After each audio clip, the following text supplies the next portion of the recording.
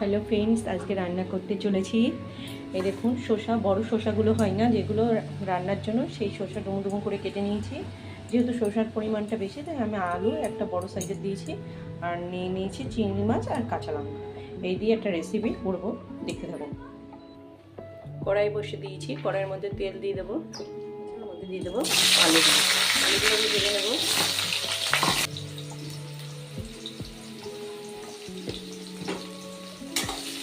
একটু হলুদ দিয়ে দিলাম, আলুগুলো ভাজছি, আলুগুলো ভেজে নেবো।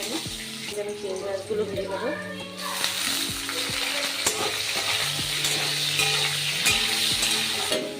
ভাজা হয়ে এসছে চিংড়ি মাছ আর আলু। এবার আলুগুলোকে নামিয়ে নেব। কড়াইতে ওই তেলে দিয়ে দিলাম একটা শুকনো লঙ্কা গুঁড়ো, সামান্য মেথি, এই ছোটো চামচের 1 চামচ মেথি। এটা একটা ডুমো ডুমো করে কেটে রাখা শসাগুলো ছেড়ে দেবো।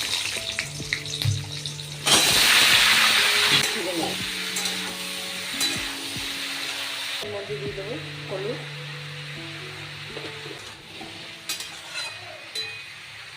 4টে চেরা কাঁচা লঙ্কা, আর দিয়ে দেবো ভাজা আলু আর চিংড়ি মাছ। দিয়ে দিলাম জিরের গুঁড়ো, 2 চামচ জিরে গুঁড়ো।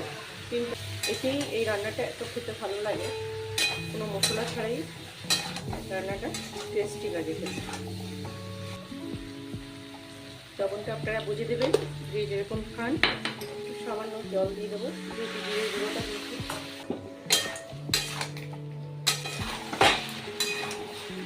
কষানো প্রায় হয়ে এসছে, এবার আমি জল দিয়ে দেবো। যাতে সিদ্ধ হয় সেই বুঝে আপনারা জলটা দেবেন।